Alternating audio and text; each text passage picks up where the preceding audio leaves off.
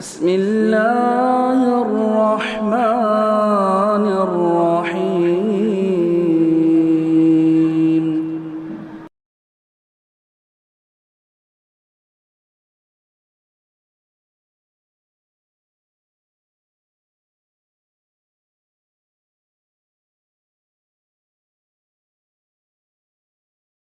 السلام علیکم ورحمۃ اللہ وبرکاتہ.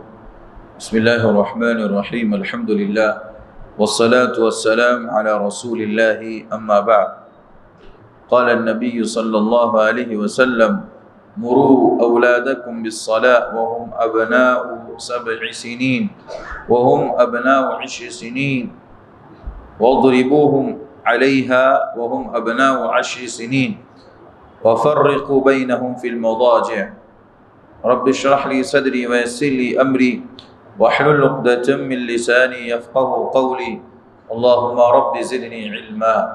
آمين. سبحانك لا علم لنا الا ما علمتنا انك انت العليم الحكيم. اولاد کے حقوق والدین کے اوپر کیا ہے؟ پچھلے درس کے اندر چند حقوق ذکر کیے گئے تھے. ان میں سے پہلا حق یہ تھا کہ جب بچہ دنیا میں آتا ہے، پیدا ہوتا ہے، تو والدین کے اوپر ذمہ داری ہے کہ اس بچے کو دودھ پلائیں، اور اگر ماں موجود ہے تو ماں کو اس چیز کے اوپر ابھاریں اور آمادہ کریں، اور اگر ماں نہیں ہے تو پھر کسی اور کے ذریعے سے دودھ پلانے کا نظم کریں. دوسرا حق یہ تھا والدین کے اوپر کہ اپنے بچوں کو دینی تعلیم دیں. تربیت ان کی دینی اور شرعی ہونی چاہیے، اور تعلیم میں خاص طور پر جہنم کے عذاب سے بچانے کی فکر کرنی چاہیے. یہ ایک اہم مسئلہ تھا. یہ دوسرا اہم حق ہے والدین کے اوپر کہ اپنے بچوں کی دینی تربیت کریں اور دینی تعلیم انہیں دلائیں، تاکہ وہ اپنے آپ کو دنیا میں بھی آخرت کے لیے تیار کر سکے اور جہنم کے عذاب سے بچا سکے.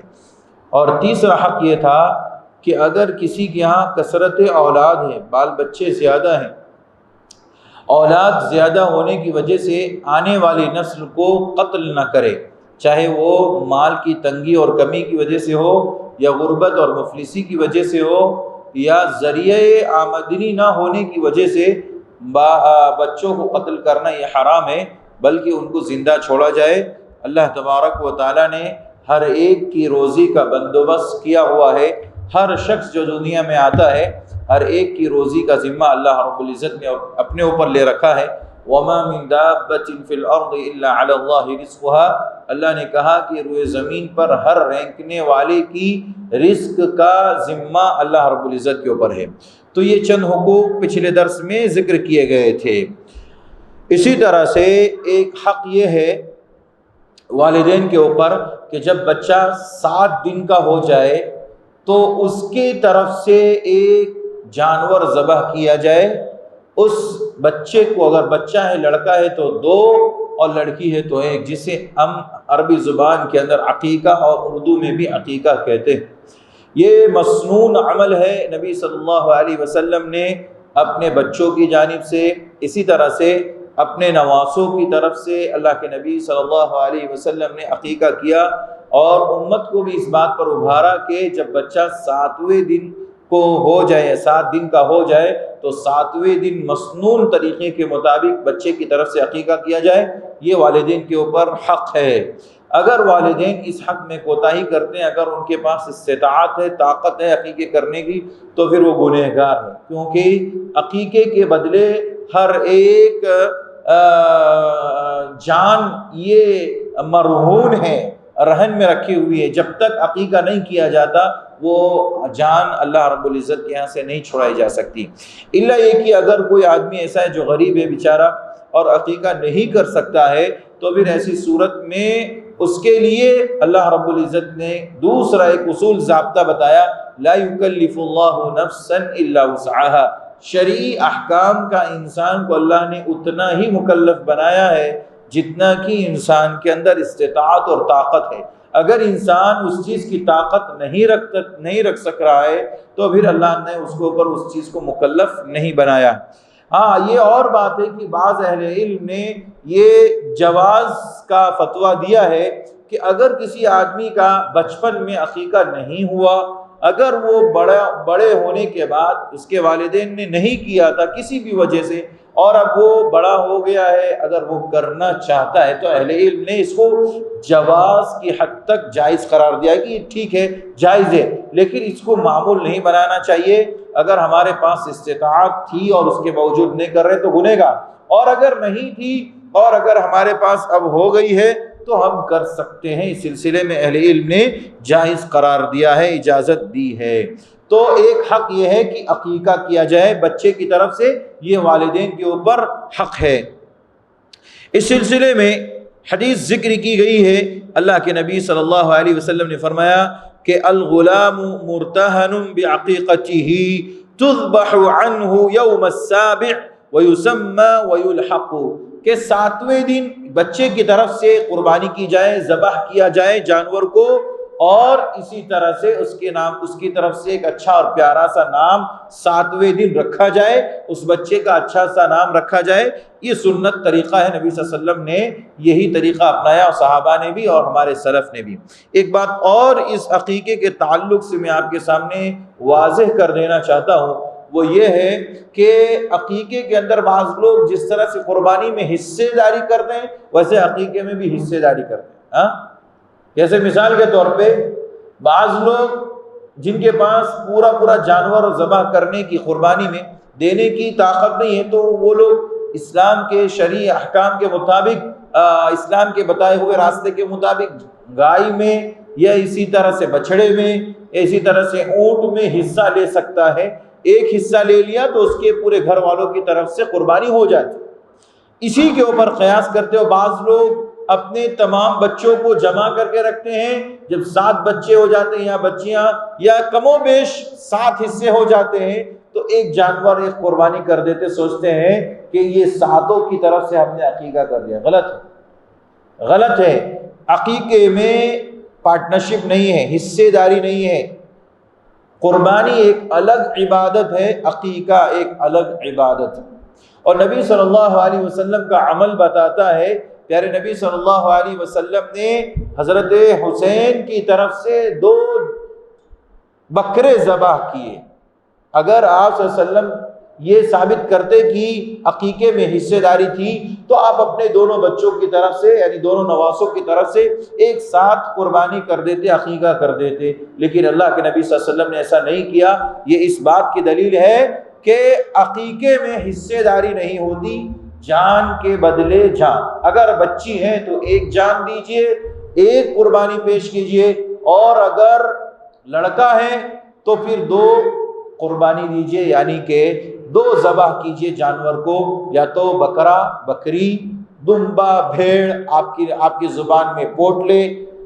اسی طرح سے بعض اہل علم نے جیسا کہ امام قدامہ رحمہ اللہ نے المغنی کے اندر ذکر کیا کہ بڑے جانوروں کا بھی عقیقہ کیا جا سکتا ہے۔ مثال کے طور پر کوئی بچڑا، کوئی پاڑا، کوئی گائے کرنا چاہتا ہے تو بھی کر سکتا ہے، لیکن معاملہ وہی رہے گا کہ لڑکا ہے تو 2 اور لڑکی ہے تو 1 کرنا جائز ہے۔ اہل علم نے اس چیز کو جائز قرار دیا، لیکن افضل عمل یہ ہے کہ نبی صلی اللہ علیہ وسلم کی سنت پر عمل کرتے ہوئے 2 بکرے لڑکے کی طرف سے اور بکری کی ایک بکرا یا ایک بکری لڑکی کی طرف سے ذبح کرنا، یہ مسنون عمل ہے، نبی صلی اللہ علیہ وسلم کی سنت ہے۔ آپ نے 7ویں دن ذبیحہ پیش کیا اور عقیقہ کیا۔ اسی طرح سے ایک اور مسئلہ جو ہمارے یہاں عقیقے کے تعلق سے میں سوچ رہا تھا کہ کسی مستقل موضوع، اس موضوع پر کسی موقع پر مستقل گفتگو ہوگی، لیکن بات آئی ہے تو میں یہاں پہ آپ کے سامنے واضح کر دینا چاہتا ہوں۔ بعض لوگوں کے سوالات یہ بھی ہوتے ہیں اس معاملے میں کہ بھائی بچے کا عقیقہ نہیں ہوا بچپن میں کسی وجہ سے، اب بچہ بھی مالدار ہو گیا اور والدین کے پاس بھی مال آ گیا، تو اب کیا کریں؟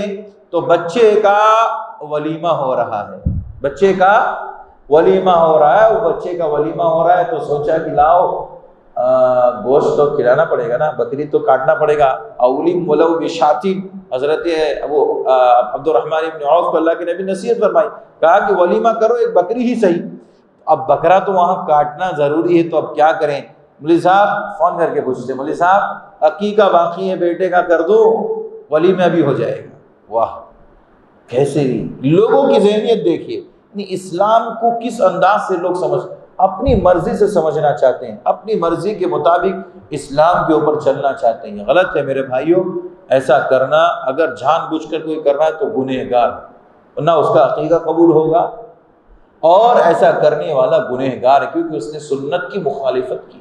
اور ہم اور آپ آج کل فجر میں جیسے کہ درس میں آ رہا ہے کہ نبی صلی اللہ علیہ وسلم کی سنت کی مخالفت کرنا بہت بڑا گناہ ہے. ان الذین یحادون اللہ ورسولہ اولئک فی الاذلین. اللہ رسول کی جو مخالفت کرتے ہیں وہ لوگ ذلیل و رسوا ہیں. ایسے لوگوں کی اللہ تبارک و تعالیٰ کے کوئی قدر نہیں. اس لیے جو لوگ اس طرح کا عقیقے میں حیلہ کرتے ہیں ان کا عقیقہ بھی صحیح نہیں اور وہ گنہگار ہوں گے سنت کی مخالفت میں. اسی طرح سے عقیقے کے تعلق سے جو باتیں میں نے آپ کے سامنے رکھی ہیں مختصر انداز میں، کہ عقیقہ ایک بچے کا حق ہے، والدین کو اس کو ادا کرنا ہے، والدین کی ذمہ داری ہے کہ والدین کو پورا کرنا چاہیے. لیکن اب دیکھیے جن بعض اہل علم نے، جیسا کہ میں نے ذکر کیا، انہوں نے کہا کہ بچہ بڑا ہو گیا، خود کمانے لگا تو اپنا عقیقہ کر سکتا ہے. لیکن یہاں پر اس کتاب کی روشنی میں جو باتیں ذکر کی جا رہی ہیں کہ والدین پر اولاد کے حقوق کیا ہیں، تو عقیقہ والدین کا حق ہے، والدین کریں گے، بچہ نہیں کرے گا.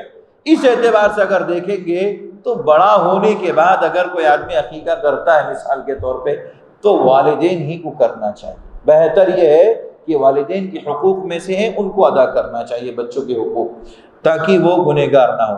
اور یہ بات ہے کہ بھائی بچے کا مال باپ کا مال ہوتا ہے، اگر چاہے تو بچہ کہہ دے اپنے والد صاحب کو کہ یہ میری طرف سے عقیقہ آپ پیش کر دیجئے تاکہ آپ کا بھی حق ادا ہو جائے اور میرا بھی عقیقہ ادا ہو جائے. تو اس طرح سے کر سکتے ہیں، اس میں کوئی حرج کی بات نہیں، جیسا کہ بعض اہل علم نے اس بات کو ذکر کیا. تو عقیقہ بھی کا حق بھی ہمارے والدین کے اوپر ضروری ہے. اسی طرح سے والدین پر ایک اور حق بچوں کا یہ ہے کہ اگر بچہ لڑکا ہے تو اس کا ختنہ کرایا جائے. ختنہ کرانا بھی ایک حق ہے. دیکھیے دونوں طرف سے جائز ہے، یعنی بچے کا بھی اور بچی کا بھی ختنہ ہوتا ہے جیسے کہ لوگ جانتے ہیں.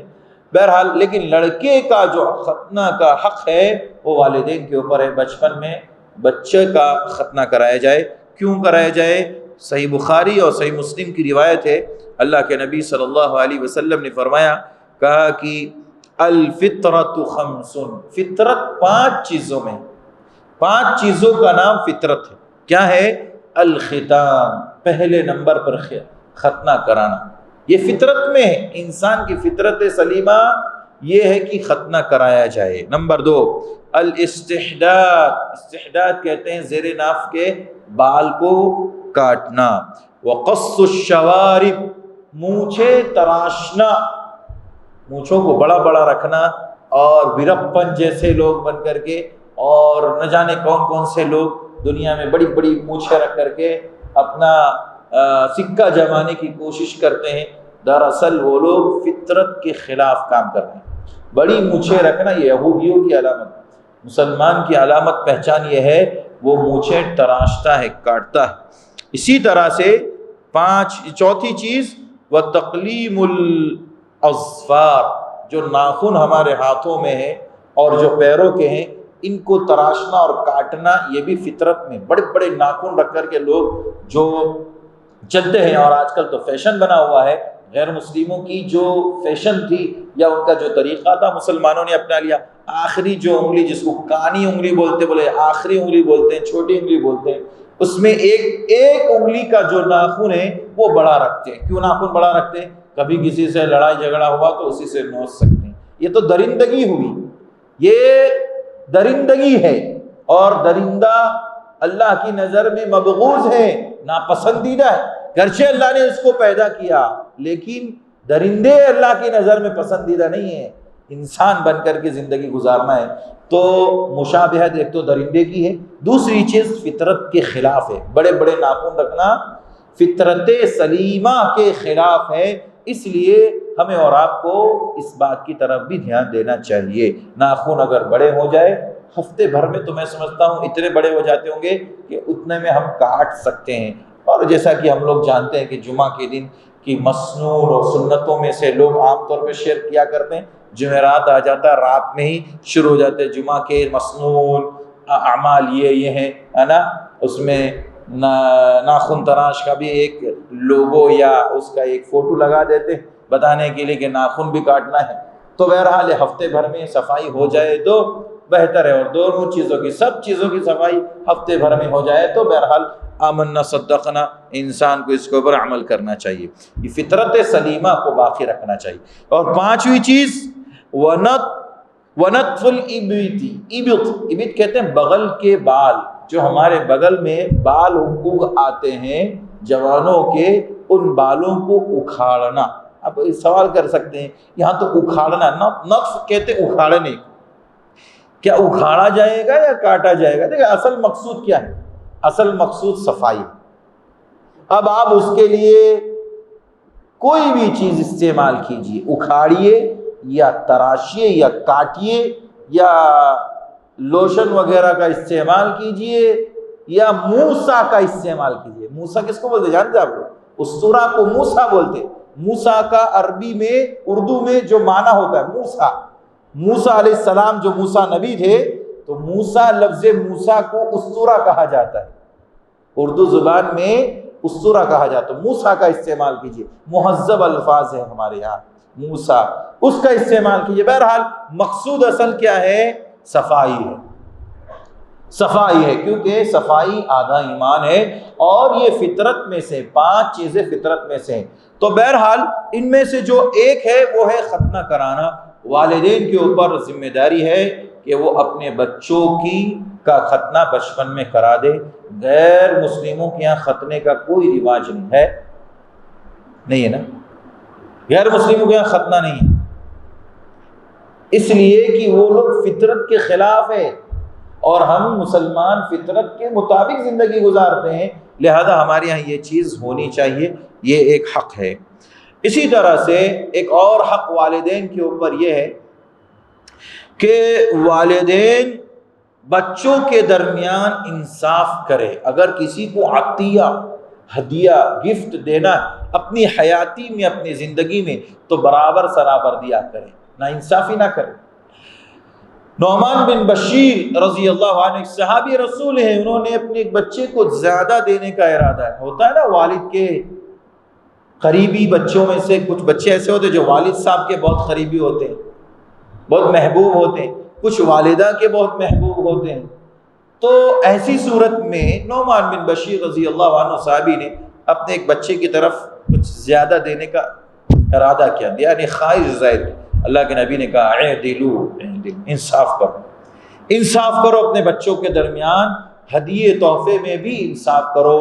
یہاں پر بھی حدیث ذکر کی گئی ہے، ساووا بین اولادکم فی العطیہ فلو کنت مفضلا احدا لفضلت النساء۔ اللہ کے نبی نے فرمایا کہ اگر میں کسی کو فضیلت دینا چاہتا تو عورتوں کو دینا چاہتا، لیکن عورتوں ہوں یا بچوں ہوں یا بچیاں ہوں، کوئی بھی ہو، کسی کے بھی درمیان آپ کو عطیہ اور گفٹ دینا ہو اپنے بچوں کے درمیان، تو انصاف کے ساتھ برابری کا معاملہ۔ اگر آپ نے لڑکے کو 1 روپیہ دیا تو بچی کو بھی، بچی کو آپ نے 1 دیا تو بچے کو بھی 1 دیجیے، یہ عدل ہے، یہ انصاف۔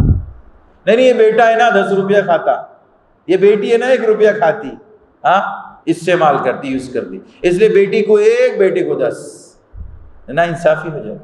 اور یہ سب چیزیں جو ہے ہم لوگ کیا سمجھتے ہیں چھوٹی چھوٹی ہے، کیا اس کے اوپر کوئی پکڑ ہوتی ہے؟ یہی اسلام کا طریقہ ہے کہ بچپن سے بچوں کو عدل و انصاف سکھایا جائے، والدین اس کے اوپر اہتمام کرے، تاکہ یہی بچے بڑے ہو کر کے اس چیز کو باقی رکھے، اور جب ان کی یہاں نسلیں آئیں تو وہ باتیں سمجھا سکے، بتا سکے کہ ہمارے والدین نے بھی ہمارے ساتھ اسی طرح کا عدل و انصاف کیا۔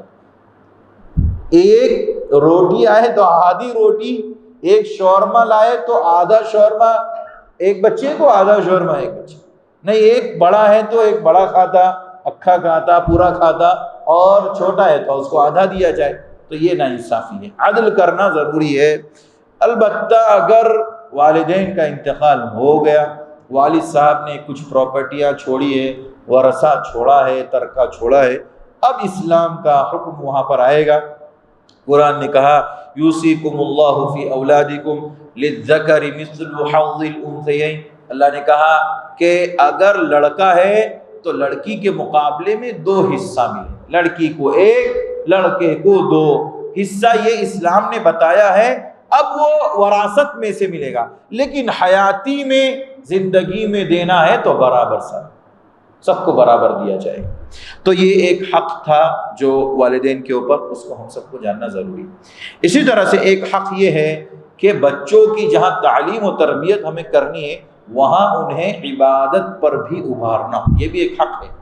والدین کی ذمہ داری ہے، والدین کے اوپر یہ حق بنتا ہے اپنے بچوں کو، جو چھوٹے چھوٹے بچے ہیں ان کو عبادت کے لیے تیار کریں بچپن سے۔ دیکھیے حدیث ہے مروا اولادکم بالصلاۃ، اپنے بچوں کو حکم دو، یہ آرڈر کرنے کا حکم ہے، اپنے بچوں کو آرڈر کرو، حکم کرو۔ وہم ابناء 7 سنین، جبکہ وہ 7 سال کے ہوں، 7 سال کے بچے ہوں، لڑکے یا لڑکی بچے ہوں تو مسجد میں لے کے آئیے، لڑکیاں ہیں تو گھر پر ان کو حکم دو کہ وہ نماز پڑھے۔ اور وَاضْرِبُوهُمْ عَلَيْهَا وَهُمْ أَبْنَاءُ 10 سنین، اور جب بچہ 10 سال کا ہو جائے، 10 سال کی عمر کو پہنچ جائے، اور اس کے بعد آپ کہہ رہے ہیں کہ بیٹے نماز پڑھو، بیٹی نماز پڑھو، نہیں مان رہے ہیں، نہیں پڑھ رہے ہیں، مسجد میں نہیں آ رہے، تو وَاضْرِبُوهُمْ، اسلام کہتا مارو۔ اس کے اوپر مار تعدیباً کہا گیا کہ مارنے کا حکم دیا گیا اگر وہ بچہ 10 سال کا ہو گیا نماز نہیں پڑھتا ہے، اس لیے کہ جو بچپن میں بچہ سیکھتا ہے بڑے ہو کر کے وہی کرے گا۔ بچپن میں جس نے عبادات کی ہوں گی، جو بچہ عادی رہا ہوگا، وہ بڑے ہو کر کے بھی اس چیز کا عادی ہوتا ہے۔ اسی لیے اسلام نے اس چیز کو ہمارے درمیان عام کیا۔ اسی طرح سے ایک فرق یہ بھی بتایا کہ وَفَرِّقُوا بَيْنَهُمْ فِي الْمَضَاجِعِ، جب بچہ سمجھنے لگے ماں باپ کے حقوق کیا ہیں، لوگوں کے حقوق کیا ہیں، گھر والوں کے آپس میں حقوق کیا، جب بچے کے اندر شعور پیدا ہو تو اسلام نے کہا وَفَرِّقُوا بَيْنَهُمْ فِي الْمَضَاجِعِ، جس بستر پر آپ اپنے گھر والوں کے ساتھ سو رہے تھے، اب اس کے اوپر اس بچے کو نہ سلا کر کے اس کا بستر الگ کر دیا جائے۔ جو بچے سمجھدار ہوتے لگتے ہیں یا سمجھدار ہو جاتے ہیں، ان بچوں کا بستر اپنے آپ سے الگ کر دیجئے۔ یہ حکم ہے اسلام کا کہ ہمیں اسلام نے بچوں کی تربیت بچپن سے کرنے کا حکم دیا ہے۔ اسی طرح سے سیدنا عمر فاروق رضی اللہ عنہ فرماتے کہ والد پر، یعنی بچے کے باپ کے اوپر اولاد کے حقوق میں سے ایک یہ بھی ہے کہ انہیں لکھنا، پڑھنا اور تیر اندازی سکھائے اور انہیں حلال خوراک مہیا کرے۔ اللہ اکبر، یہ حقوق میں سے والد کے اوپر حق بنتا ہے کہ نمبر 1 اس کو لکھنا سکھائے، پڑھنا سکھائے۔ تو الحمدللہ اتنا ایجوکیشن آگے بڑھ چکا ہے، تعلیم اتنی آگے بڑھ چکی ہے، لیکن عصری تعلیم میں لوگوں کے رجحانات زیادہ ہیں، عربی اور دینی تعلیم میں لوگوں کے رجحان بہت کم ہے، بہت تھوڑا ہے۔ اور یہاں عمر بن خطاب جو کہہ رہے ہیں نا، یہ عصری تعلیم کے بارے میں نہیں بول رہے، یہ عربی تعلیم، دینی تعلیم کے بارے میں بول رہے ہیں کہ ان بچوں کو دینی تعلیم میں زیادہ سے زیادہ پڑھنے لکھنے پر ابھارو، چاہے وہ کسی بھی لینگویج میں ہو، عربی ہو، عربی سے جڑی ہوئی چیز اردو ہو، اور بھی جو لینگویجز جس سے کہ عربی ہم سیکھ سکتے ہیں یا قرآن کو سمجھ سکتے ہیں، اس کے اوپر ابھارا جائے۔ اس کا یہ مطلب بھی نہیں ہے کہ ہم عصری تعلیم دلانا چھوڑ دیں، ہم اپنے بچوں کو ڈاکٹر بنانا چھوڑ دیں، انجینئر بنانا چھوڑ دیں، اور دیگر ڈگری کے جتنے بھی تعلیم کے معاملات ہیں اس سے ہم بچوں کو دور کر دیں، نہیں، وہ بھی دلائیے، لیکن زیادہ اہمیت اور امپورٹنٹ یہ ہے کہ بچوں کو عربی تعلیم دینا چاہیے۔ اچھا، جب عربی تعلیم رہے گی بچوں کے پاس تو بچے والدین کے حقوق کو سمجھیں گے۔ جب یہی والدین جب بڑھاپے کی عمر کو پہنچیں گے تو یہ اپنے والدین کے حقوق کو سمجھ کر کے ان کی خدمت کریں گے۔ اچھا، اسی طرح سے اب ان کی آنے والی نسل بھی اسی تربیت پر زندگی گزارے گی، اور یہ بچے کبھی بھی گمراہ نہیں ہو سکتے۔ جو والدین کی تربیت میں دینی تعلیم حاصل کر کے زندگی گزار چکے ہوں۔ عصری تعلیم اگر جس نے زیادہ دلائی، عربی تعلیم کا کوئی نام و نشان نہیں، تو مغربی تہذیب اتنی آگے بڑھ چکی ہے اور ویسٹرن کلچر اتنا آگے ہو چکا ہے، ہر گھر میں اتنا عام ہو گیا ہے کہ سارا جو بھی ہمارا سسٹم ہے تقریباً ویسٹرن کلچر سے لوگ جوڑنے کی کوشش کرتے ہیں۔ ہمارے بچے کے بال کیسے ہوں گے؟ فلاں کی طرح ہوں گے، ہے نا؟ بالی ووڈ اور ہالی ووڈ میں پتہ نہیں کیا کیا ووڈ میں ناچنے اور گانے والے لوگوں کی طرح سے ہونا چاہیے۔ کپڑے کیسے ہوں گے؟ فلاں اسٹار جو ہے نا اس کی طرح ہونا چاہیے۔ تو یہ کیوں ہے؟ یہ دینی رجحان، دینی تعلیم سے دوری کا نتیجہ ہے۔ اچھا، وہ بچے جو دین سے دور ہے، جن کو ہم نے بچپن میں تعلیم نہیں دی نا، اور صرف دنیاوی تعلیم، وہ بچے کل اٹھ کر کے یہی ماں باپ جب بوڑھے ہوتے نا تو اولڈ ہاؤس میں ڈال کے آ جاتے، کیونکہ ان کو معلوم ہی نہیں نا ماں باپ کی تربیت کیا ہے، ماں باپ کے حقوق کیا ہے، ان کی خدمت کا کیا مقام ہے۔ بہرحال مقصود یہ ہے کہ بچوں کو لکھنا پڑھنا، عربی تعلیم، دینی تعلیم سکھائی جائے۔ اسی طرح سے انہوں نے تیر اندازی، چونکہ اس زمانے میں تیر اندازی ایک اہم فن سمجھا جاتا، آج کے اس دور میں سب سے اہمیت رکھنے والا جو بھی فن ہو، چاہے وہ دنیاوی اعتبار سے یا دینی اعتبار سے، وہ ہر فن سکھایا جائے۔ اس میں اسلام نے منع نہیں کیا، ہر فن سکھائیے، دنیاوی تعلیم میں ہو، دینی تعلیم میں ہو، اچھے سے اچھا ڈاکٹر بنائیے اور اچھے سے اچھا انجینئر بنائیے، اچھے سے اچھا اس کو جو بھی ہو سکتا ہے اس کے لیے فن وہ سکھائیے۔ اسلام منع نہیں کرتا، اسلام نے اس چیز کی اجازت دی، لیکن شریعت کے دائرے میں رہ کر کے۔ اسی طرح سے ایک اور بات انہوں نے ذکر کی کہ حلال خوراک مہیا کیجیے، حلال کمائی کھلانا اور کھانا، یہ دونوں بہت اہم ہیں۔ بچوں کی ترقی کے لیے حلال کمائی بہت زیادہ اہمیت رکھتی ہے۔ وہ بچے جو غریب گھرانے کے ہوتے ہیں، جن کے پاس ایک ایک لقمے کا مسئلہ ہوتا ہے، وہ بچے دنیا میں بہت تیزی کے ساتھ ترقی کرتے ہیں، بہت مختصر سے وقت میں بہت تیزی کے ساتھ آگے بڑھ جاتے ہیں۔ اور جن کے پاس مال دولت کی ریل پیل ہوتی ہے اور عیش و آرام کی زندگی گزارتے ہیں، ان کو بہت دھکے لگانے پڑتے ہیں۔ اسکول سے بھی بہت سی شکایتیں آتی ہیں، آپ کا بچہ پڑھ نہیں رہا ہے، آپ کا بچہ بہت شرارتی ہے، آپ کے بچے میں یہ کمی ہے وہ کمی ہے، معاملات اس طرح سے ادھر سے ادھر بڑھتے چلے جا رہے ہیں۔ یہ ساری شکایتیں عام طور پر انسان کے اپنی خوراک جو اس نے اپنے بچے کے پیٹ میں ڈالی ہے اور اس کی بنیاد پر اس کی باڈی میں دوڑنے والا، اس کے جسم میں دوڑنے والا جو خون ہے، وہ خون اس کے لیے نقصان دہ ہوتا ہے۔ اس لیے جتنا حلال کمائیں گے، حلال کھلائیں گے، بچوں کی تربیت، بچوں کی تعلیم، بچوں کی ترقی یہ بہت تیزی کے ساتھ ہوگی۔ اور دنیا نے دیکھا ہے ایسے لوگوں کے واقعات کو جو دنیا میں حلال طریقے سے کھا کر کے دنیا میں ترقی کرتے ہیں۔ اسی طرح سے ایک اور حق یہ ہے بچے ہی کے تعلق سے، بچوں کے تعلق سے، کہ جب بچہ جوانی کی عمر کو پہنچ جائے، اس عمر کو پہنچ جائے کہ جب اس کا نکاح کیا جائے، بچی ہو یا بچہ، والدین پر حق بنتا ہے کہ وہ اچھا رشتہ، دیندار رشتہ دیکھ کر کے، تلاش کر کے لڑکے اور لڑکی کی شادی کرا دے، نکاح کرا دے۔ یہ حق ہے بچوں کا حق ہے والدین کے اوپر کہ وہ دیندار خاتون بچے کے لیے اور دیندار لڑکا تلاش کر کے بچے اور بچیوں کی شادی کر دے۔ اس سلسلے میں اسلام نے ہمیں اور آپ کو رہنمائی فرمائی ہے، کیونکہ نکاح یہ بچے کے ذمے نہیں ہوتا، نکاح کرنا اور کرانا یہ والدین اور اولیاء کے اوپر ہے۔ قرآن کہتا ہے، سورہ نور کی آیت ہے، وَأَنْكِحُوا الْأَيَامَ مِنْكُمْ وَالصَّالِحِينَ مِنْ عِبَادِكُمْ وَإِمَائِكُمْ إِنْ يَكُونُوا فُقَرَاءَ يُغْنِيهِمُ اللَّهُ مِنْ فَضْلِهِ۔ اللہ رب العزت کہتا ہے وَأَنْكِحُوا، نکاح کراؤ، یہ نہیں کہا کہ نکاح کرو، یہ نہیں کہا۔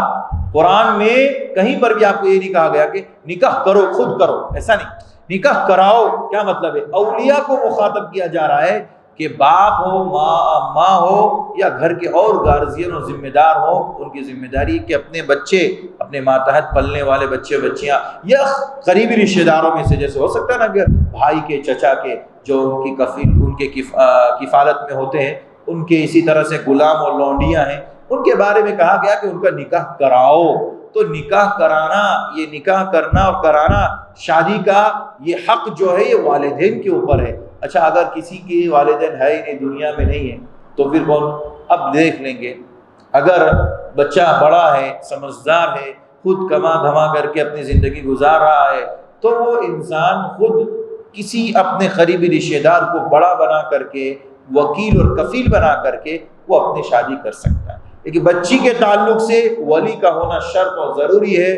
اگر بچی اس کے والدین نہیں ہیں تو پھر اس کے گھر میں دیکھیں گے باپ ہے، باپ نہیں ہے تو دادا، دادا نہیں ہے تو بھائی، ماموں، چچا، قریبی رشتہ دار میں سے جو بھی اس کا ولی بن سکتا ہے اس کو بنا کر کے اس کی شادی کر دی جائے گی۔ اور اگر کسی کا کوئی نہیں ہے تو فالسلطان، سلطان یعنی حاکم وقت، جو وقت کا حاکم وقت ہو، وہ ذمہ دار اس کا ولی اور کفیل بنے گا اور وہ اس کی شادی کرا دے گا۔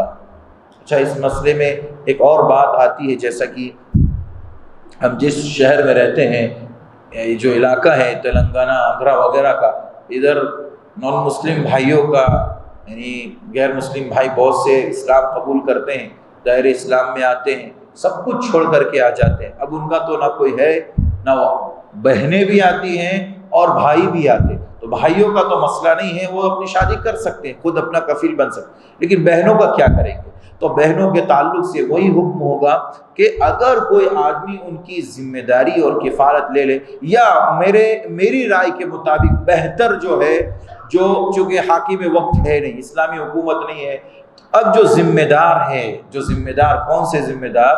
جمعیت اور جماعت کے ذمہ دار، جن کے اوپر پوری قوم کا اعتبار ہے، وہ ذمہ دار بن کر کے ان کی شادی کریں۔ یہ میری رائے ہے جو ہم نے سمجھا ہے۔ یا پھر جو ہے انہوں نے جس سے بھی اسلام قبول کیا، جو وقت کا ذمہ دار ہے یا اس محلے کا کوئی ذمہ دار ہے، اس مسجد اور اس ادارے کا، اس جگہ کا جو ذمہ دار ہے، اس کو وہ کفیل بنا کر کے وہ بہن شادی کر سکتی ہے، یا اس کو کہہ سکتی ہے کہ میرے لیے رشتہ تلاش کرے اور میری شادی کرا دے۔ تو اس طرح سے جائز ہے اور بہتر طریقہ یہی ہے۔ تو یہ چند حقوق تھے والدین کے اوپر اولاد کے۔ ہم سب کی ذمہ داری ہے کہ ہم اگر باپ ہیں، گارجین ہیں، تو ہمارے اوپر جو بتائے گئے حقوق ہیں ان کی ادائیگی کرنے کی ذمہ داری ہماری سب کی واجب ہے۔ یہ حقوق اس لیے بتائے جاتے ہیں کہ اس میں کوتاہی نہ کی جائے، ورنہ قیامت کے دن پوچھا جائے گا، قیامت کے دن پوچھا جائے گا، آپ کی اولاد تھی، آپ نے ان کو دینی تعلیم کیوں نہیں دلائی؟ آپ کی اولاد تھی، آپ نے ان کا وقت پر نکاح کیوں نہیں کیا؟ سوال، وقت پر نکاح کیوں نہیں کیا؟ دیکھیے جو آیت میں نے سورہ نور کی آپ کے سامنے پیش کی، اس میں اللہ نے کہا إِن يَكُونُوا فُقَرَاءَ يُغْنِيهِمُ اللَّهُ مِنْ فَضْلِهِ۔ اگر آپ کو اس بات کا ڈر ہے کہ بچہ میرا غریب ہے، اس کے پاس ابھی جاب نہیں، اس کے پاس کوئی کاروبار نہیں، اپنے پیروں پر کھڑا نہیں ہے، اس کے پاس گھر نہیں، کہاں رکھے؟ اللہ نے کہا یہ سب مت دیکھو، اگر اس کا وقت ہو گیا ہے، لڑکا ہے لڑکی، شادی کر دو۔ إِن يَكُونُوا فُقَرَاءَ يُغْنِيهِمُ اللَّهُ مِنْ فَضْلِهِ، اگر وہ غریب ہے، فقیر ہے، اللہ اس کے اس عمل کی وجہ سے، نکاح کی برکت سے اللہ رب العزت اسے مالدار بنا دے۔ سبحان اللہ، يَكُونُوا فُقَرَاءَ يُغْنِيهِمُ اللَّهُ مِنْ فَضْلِهِ، اللہ اپنے فضل سے اسے مالدار بنا دے گا، مالداری عطا فرما۔ اور ایسی بہت سی مثالیں ہیں قرآن، حدیث اور سلف کی زندگی سے ہمیں معلوم ہوتا ہے۔ قرآن پڑھیے، سورہ قصص پڑھیے، موسیٰ علیہ السلام کا واقعہ، ایک اکیلے بیچارے مصر سے ڈر کی وجہ سے بھاگ کر کے نکل گئے تھے کہ مجھے مصر کے لوگ پکڑ کر کے مار دیں گے، کیونکہ ایک مکہ مارا تھا، ایک قبطی کو مکہ مارا، وہ مر گیا، پولیس پیچھے بھاگ رہی تھی پکڑنے کے لیے۔ اب یہ نکل گئے، پہنچے مدین کے قریب، مدین کے قریب ایک جگہ پہنچے جہاں پر لوگ اپنے اپنے جانوروں کو پانی پلا رہے تھے۔ دیکھیں اللہ کیسے کیسے بندوں کے انتظام کرتا ہے، اس کا کوئی کفیل نہیں، اس کا اللہ کفیل ہے، سب کا کفیل اللہ ہے، لیکن جس کا کوئی نہیں اس کا اللہ رب العزت وکیل اور کفیل ہے۔ آپ نے مشہور واقعہ ہے، جانتے ہیں، دو بچیاں ایک طرف کھڑی تھیں، انہوں نے دیکھا موسیٰ علیہ السلام طاقتور انسان تھے، انہوں نے دیکھا دو بچیاں پریشان ہیں اور حیا کی وجہ سے بھیڑ میں آنا نہیں چاہتی ہے اور پیچھے کھڑی ہے، لاؤ میں جا کر کے ان کے جانوروں کو پانی پلا دوں۔ جانوروں کو پانی پلا کے ان کے حوالے کر دیا۔ وہ دونوں بچیاں اپنے گھر پہ گئیں، اور والد محترم بزرگ تھے، شیخ کبیر، اللہ نے قرآن میں اس کا لفظ استعمال کیا، کہہ کہ ابا جان بوڑھے تھے، اور اتنے بوڑھے کہ وہ خود چل نہیں پا سکتے تھے، اپنے کام نہیں کر سکتے تھے، گھر کے کام بیٹیاں کرتی تھیں۔ اللہ رب العزت نے کہا کہ بچیاں جا کر کے امانت داری کے ساتھ کہتی ہیں، ایک آدمی جو ہمارا اب روز کا جو معمول ہوتا ہے نا بھائی، ایک انسان اتنے سے اتنے وقت میں ہمارے گھر پہ آتا ہے، اتنا ٹائم لگے گا، لیکن کسی دن جلدی آ جائے، آج بہت جلدی آ گئے، 5 بجے آپ کی چھٹی ہوتی ہے، آپ 4 بجے کیوں آ گئے؟ آج ہاف ڈے تھا کیا؟ پوچھتے نہیں گھر والے؟ نہیں پوچھتے؟ ہاں پوچھتے۔ ایسے ہی ابا جان پوچھنے لگے، کیا بات ہے بیٹیاں آپ بہت جلدی؟ معاملہ ایسا ہے، ایک نوجوان تھا، اس نے اس طرح سے ہماری خدمت کی، اور کہتے ہیں بیٹیاں بھی گواہی دیتی ہے، کہتے ہیں قوی امین، یہ تو قوی بھی ہے اور امانت دار بھی ہے۔ اللہ اکبر۔ موسیٰ علیہ السلام ایک اکیلے انسان، روئے زمین پر ان کا کوئی سہارا نہیں، اکیلے ایک لاٹھی لے کر کے روئے زمین پر چل رہے، اکیلے ایک جگہ بیٹھے ہو بیچارے ٹیک لگا کے۔ اللہ رب العزت نے ان کے گھر کا بھی انتظام کر دیا اور ان کی بیوی بچوں کا بھی انتظام کر دیا۔ سبحان اللہ۔ گئے شعیب علیہ السلام، جن کا نام جانتے ہیں نا آپ لوگ، شعیب، مدین میں یہی نبی آئے ہیں۔ انہوں نے اپنی بیٹی سے کہا کہ جاؤ بلا کے لے کے آؤ اس کو، میں اس کو بہت اچھی اجرت دینے والا ہوں، بہت اچھی مزدوری دینے والا ہوں۔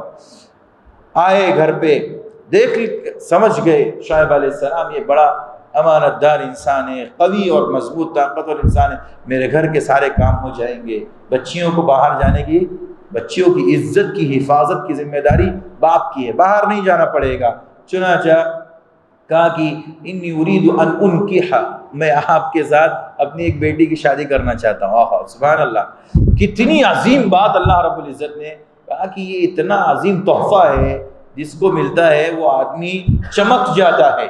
موسیٰ علیہ السلام کی پوری لائف بدل گئی، جس کو آسمان تلے کوئی سایہ نہیں، کھانے کے لیے کچھ نہیں، ٹھہرنے کے لیے کچھ نہیں، دعا کی تھی اللہ تو بہترین مقام عطا کرنے والا ہے، اور واقعی بہترین مقام عطا کیا۔ کہا کہ میں راضی ہوں، ڈوبتے کو تنکے کا سہارا، کہاوت ہے نا، ایک ڈوبنے والا آدمی ہو سمندر کے اندر، اور اس کو اگر خالی تنکا بھی مل جائے تو اس کے سہارے وہ پار ہو جاتا ہے۔ ایسے ہی موسیٰ علیہ السلام کو تو صرف اشارہ چاہیے تھا، شعیب علیہ السلام نے اشارہ کر دیا، میں آپ کو اپنی بیٹی سے نکاح کر دینا چاہتا ہوں۔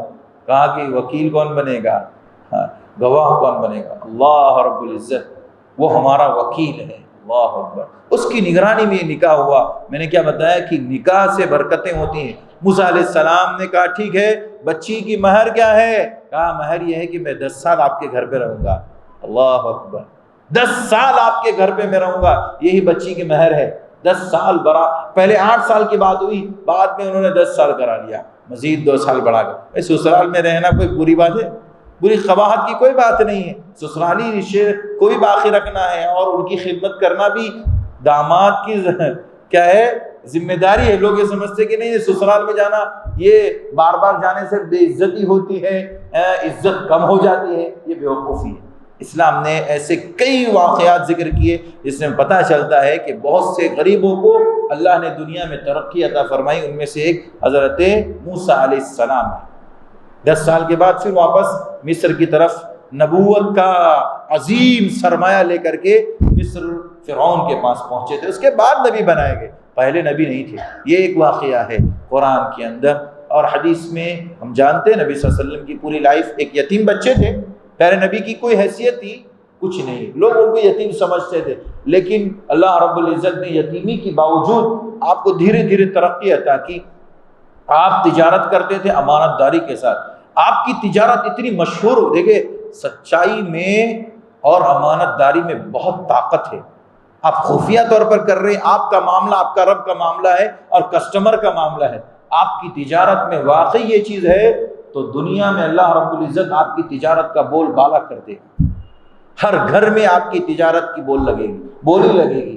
آپ کو خریدنا ہے فلاں کے گھر جاؤ، آپ کو خریدنا فلاں دکان میں ہی جانا، یہ اس کا مطلب ہے کہ آپ کی دکان کا بڑا چرچا ہے، آپ کی تجارت میں امانت داری ہے۔ سچائی اور امانت داری نے ہمیشہ ترقی دی۔ نبی صلی اللہ علیہ وسلم کے بارے میں مشہور اور معروف تھا حضرت خدیجہ وقت کی بڑی امیر خاتون، بہت بڑی خاتون تھی، لیکن اللہ کے نبی کو ایک بار بھیج کر کے تجربہ کیا کہ عام لوگوں کو جو ہم سامان دیتے تھے اس سے جو منافع ہوتا تھا اس سے کئی گنا زیادہ منافع ہمیں اس میں ملا۔ ایک یتیم بچے کی اللہ رب العزت کیسی ترقی دیتا، شادی کے بعد نکاح میں تاخیر نہیں، نکاح کی وجہ سے حضرت خدیجہ نے پیغام دیا میں آپ سے نکاح کرنا چاہتی ہوں، اللہ کے نبی نے آمنا صدقنا قبول کر لیا۔ اس کے بعد اللہ کے نبی کی زندگی بھی چار چاند لگ گیا آپ کو، اور آج کے چار اولاد ہوئی۔ 15 سال تک نبوت سے پہلے اللہ کے نبی 15 سال تک رہے، اور اس کے بعد اللہ کے نبی کہتے ہیں کہ اسلام کو جب مال کی ضرورت پڑی سب سے پہلے میرے قدموں میں اسلام کے لیے، اسلام کے راستے میں حضرت خدیجہ نے اپنا مال پیش کیا۔ سبحان اللہ، یہ کیا ہے؟ یہ نکاح کی برکت۔ اور بہت ساری مثالیں آئے دن ہم دیکھتے رہتے ہیں۔ دعا ہے اللہ رب العزت سے اللہ ہم سب کو حسن عمل کی توفیق عطا فرمائے، والدین کے ساتھ بچوں کے حقوق کو بھی ادا کرنے کی توفیق عطا فرمائے، جب تک اس دنیا میں زندہ رکھے ایمان کی حالت پر رکھے اور خاتمہ ہو ایمان پر ہو۔ آمین وآخر دعوانا الحمدللہ رب العالمین۔ السلام علیکم ورحمۃ اللہ وبرکاتہ۔